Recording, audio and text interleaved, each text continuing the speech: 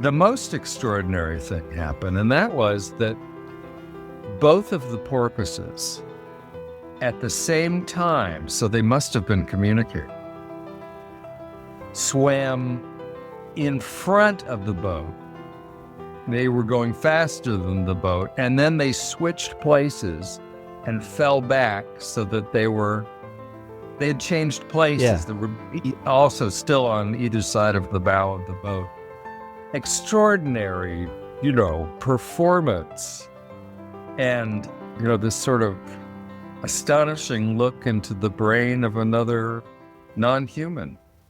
Welcome to Stories from Under the Piano. I'm Craig Addy, your host. I'm the musician who listens to the listener.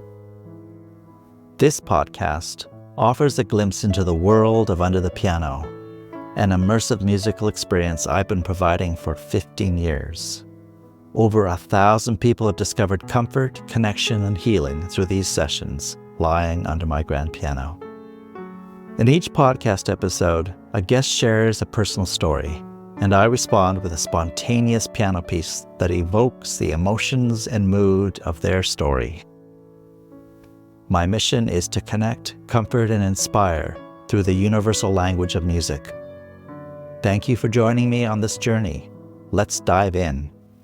Welcome to Stories from Under the Piano. I am delighted to have my guest Stephen Paré with me today. And very briefly, what Stephen does is he is a multidisciplinary artist, and he is a digital painter, a storyteller, and a composer. Anything else, Stephen? Because I know that you're a real Renaissance man. Anything else you want to add to that? I'm not an architect. Not yet. So, there is a list of things that I don't do. I have used my voice, and I've been a professional actor. I see my future, including using my voice. So, not quite sure how to include all that, and try to keep it a little bit simple anyway. Not so easy with me. Yeah. Well, we've known each other for how many years now? Maybe like 3 years, is it now? Yeah. At least. Yeah. Yes. Yeah, we've had a lot of great conversations about music and art over those years. Oh, I agree. Yeah, so I'm really looking forward to having you on Stories from Under the Piano. And let's dive right in. What is the story that you want to share? Oh, okay. Well, it goes back to, not sure exactly what year. It must have been 1980 or 1979. I'm 70 years old. So I've got some stories I could tell.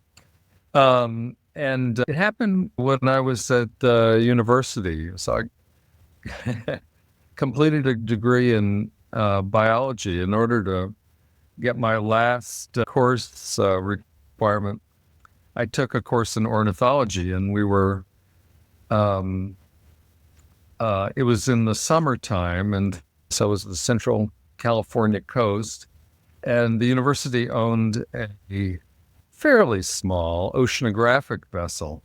I wish I could remember the name. That would be a good thing to have in the story. But anyway, I do remember that our top speed was 26 knots. But we were hardly doing that. So we set out onto the Monterey Bay to look for birds. And I'm told that we actually saw a rare bird.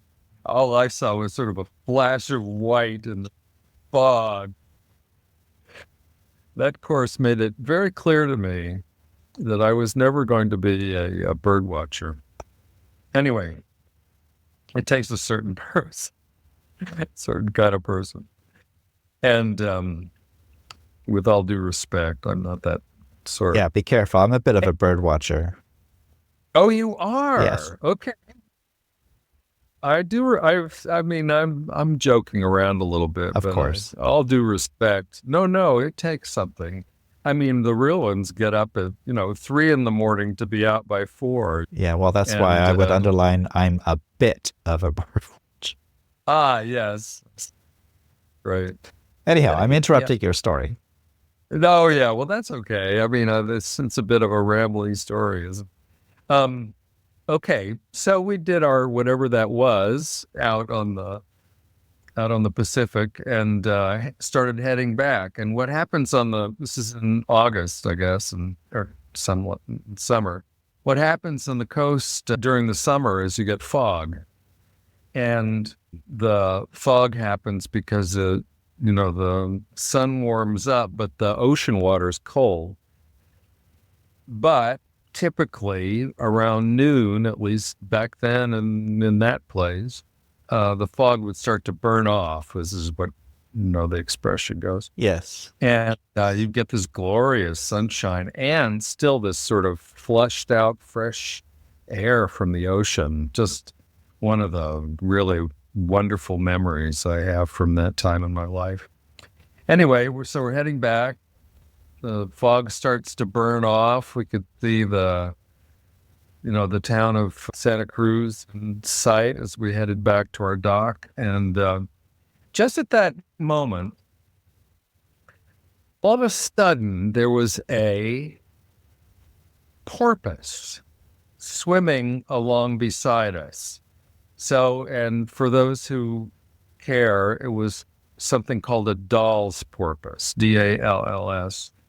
And so a little more snub-nosed than your idea of a dolphin, a little shorter, but swimming along next to our bow. And the pilot cranked the boat up to maximum speed. Okay, 26 knots, which I'm told is about 26 miles an hour. And so we were ripping along, at least, by the standards of that boat. And then something really interesting happened. Another Dall's porpoise joined us on the other side of the bow. So the two, I wish I could give my hand gestures some scope here, but the two porpoises were sort of jumping along on the top of the water alongside the boat and, having no trouble keeping up with the boat, right? So we're going along and we're all gathered there at the front of the boat watching. And then at a certain point, something really, the most extraordinary thing happened. And that was that both of the porpoises at the same time, so they must have been communicating, swam in front of the boat. They were going faster than the boat, and then they switched places and fell back so that they had changed places. Yeah. They were also still on either side of the bow of the boat. Extraordinary, performance. And, this sort of astonishing look into the brain of another non-human animal. Wow. That must have been an amazing experience. So, questions for you. I don't really have to ask questions, but I always like to get the storytellers kind of the emotional journey that went along with the story. So when you started out in the boat into that foggy ocean, what were you feeling?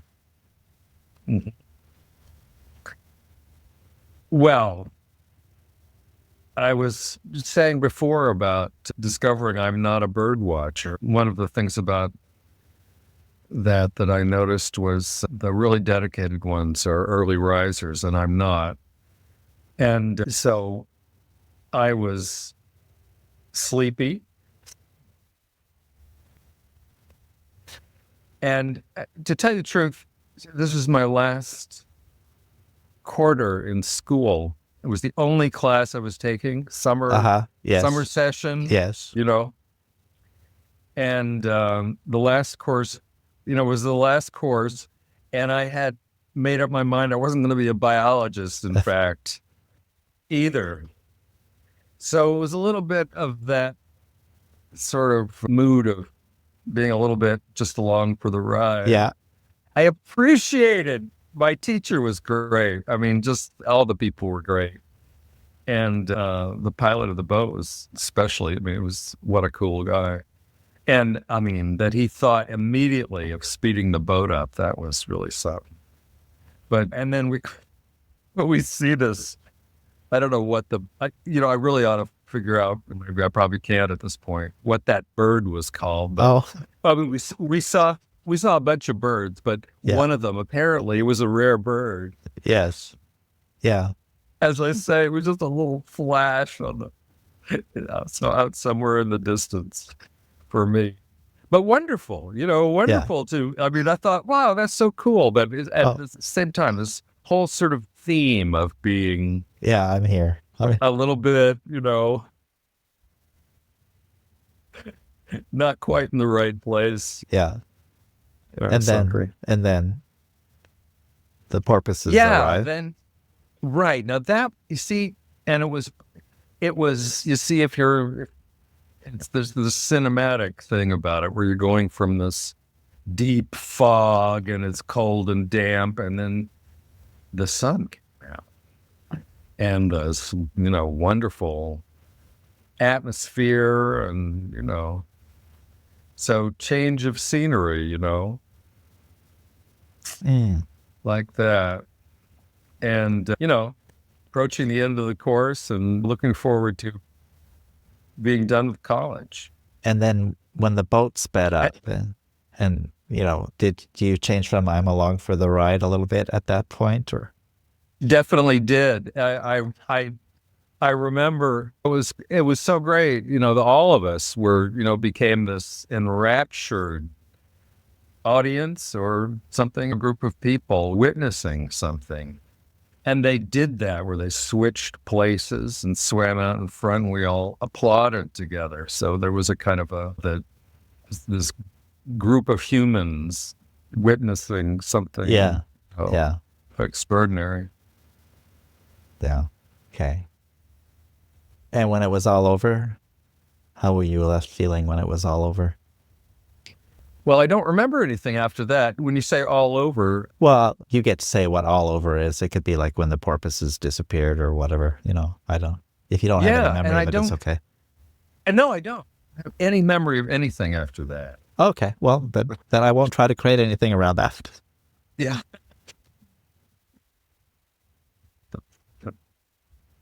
Okay, that's good. Okay. Yeah. This might be fun. So I'm gonna switch to the piano, and you will automatically be put on mute, so you don't need to worry about making any noise or anything. And let's see what I create from your story.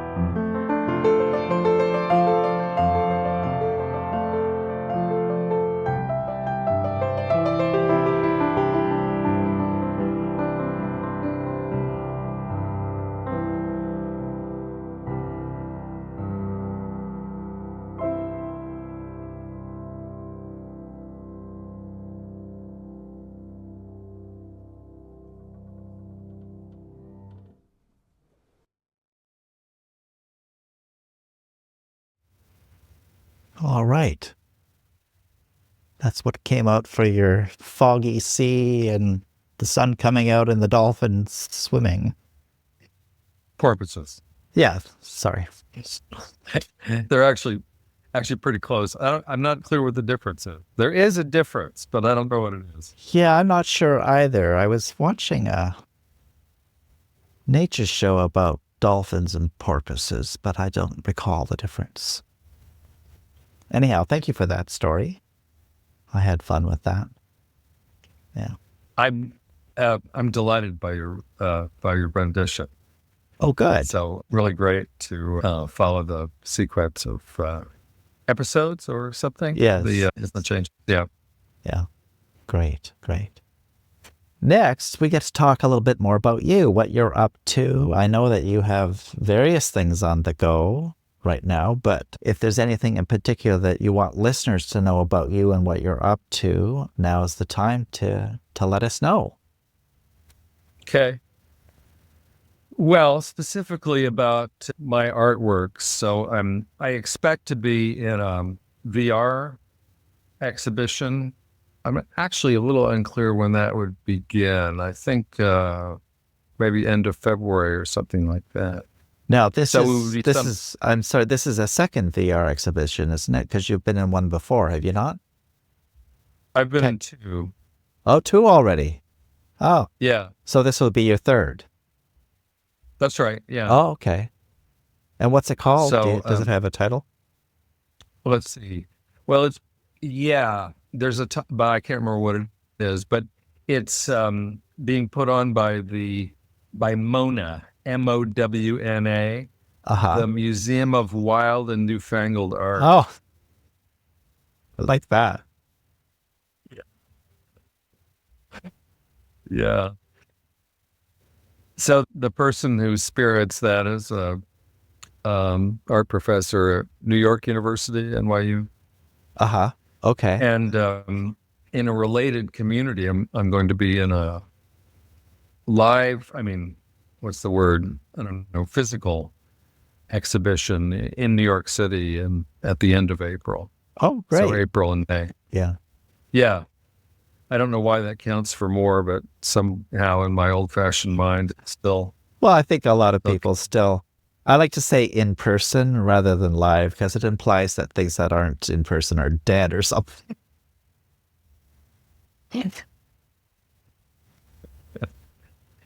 Yes. So I'll be going to New York at the end of April to be part of that.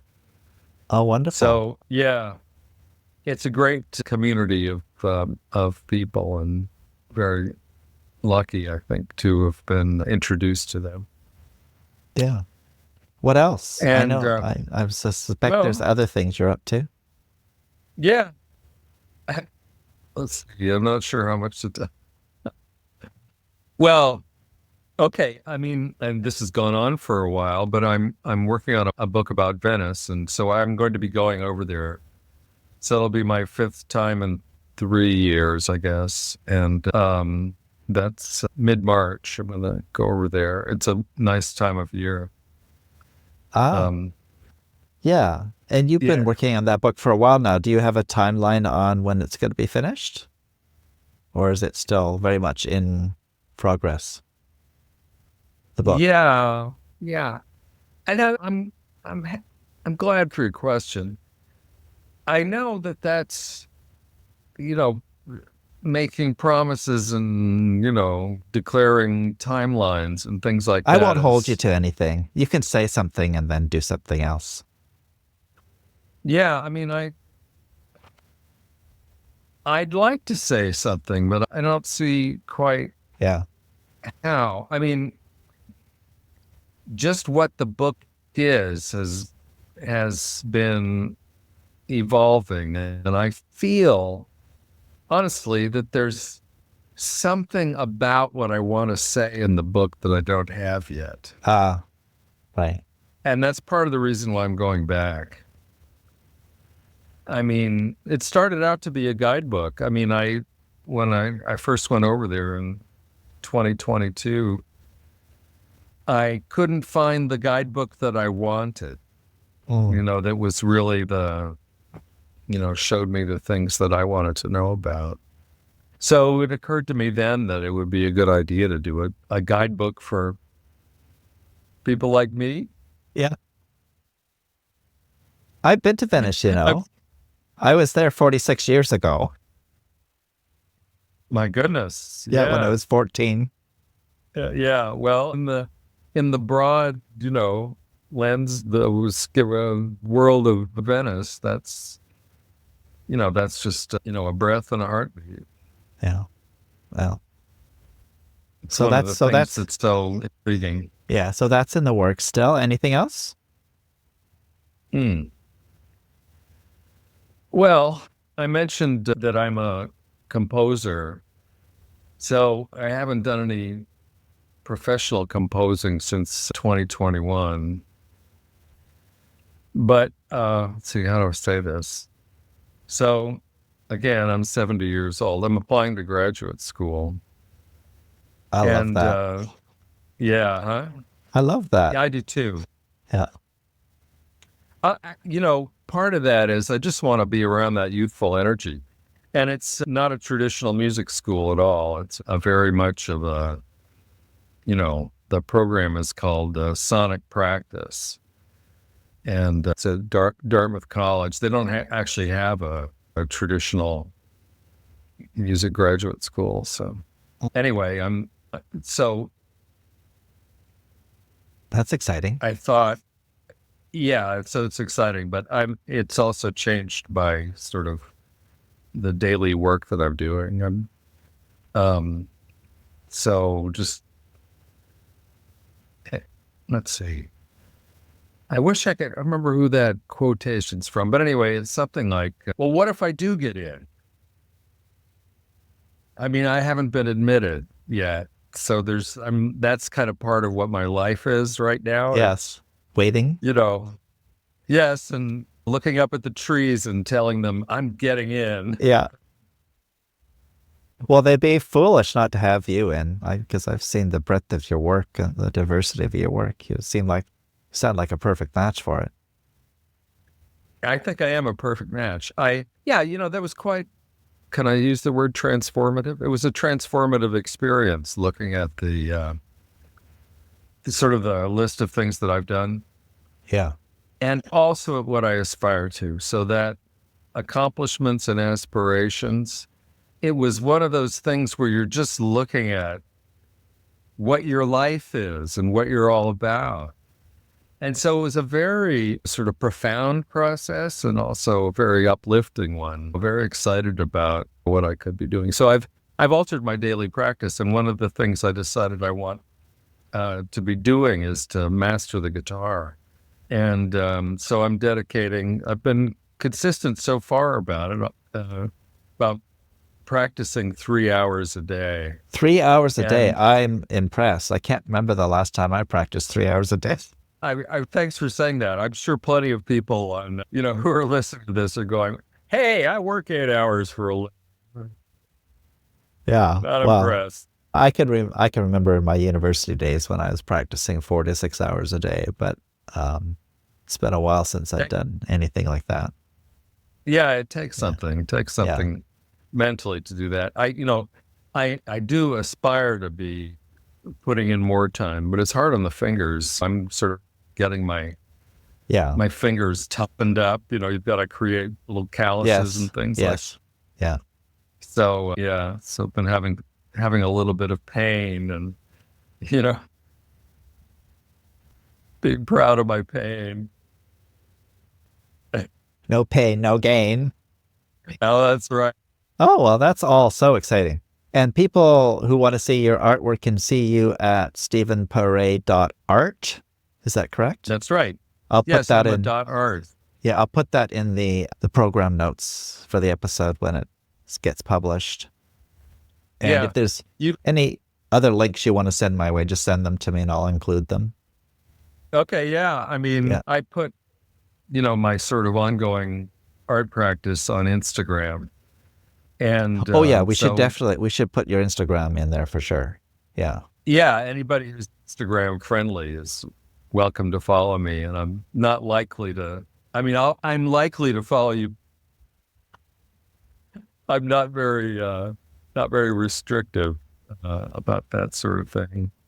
Really love looking at, people's stuff. Yeah. Yeah.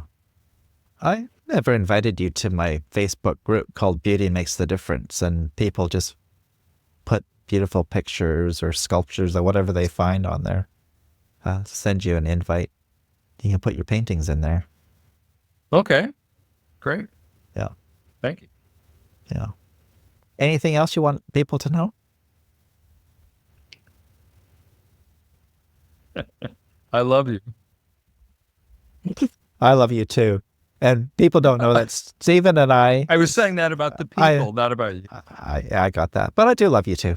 And because I'm one of those people. So listeners don't know that Stephen and I text each other every morning. Well, almost every morning. Just about what we're doing with our time and stuff. And it's been a great practice. I really appreciate you as a partner in that. Yeah. Well, if there isn't anything else, I think we can conclude the episode. Okay. Yeah. It's great. been great. Well, nothing else for me. Great. It's been great having you. This will probably go out sometime next month, but I'll let you know when it's coming out. Perfect. Thank you for tuning in to Stories from Under the Piano. If today's episode resonated with you, consider booking your own personal Under the Piano session. It's available both in person and online. Experience the transformative power of music, tailored just for you, featuring several personalized compositions that capture the essence of your stories. Learn more and book your session at craigaddy.com. Let's create something beautiful together.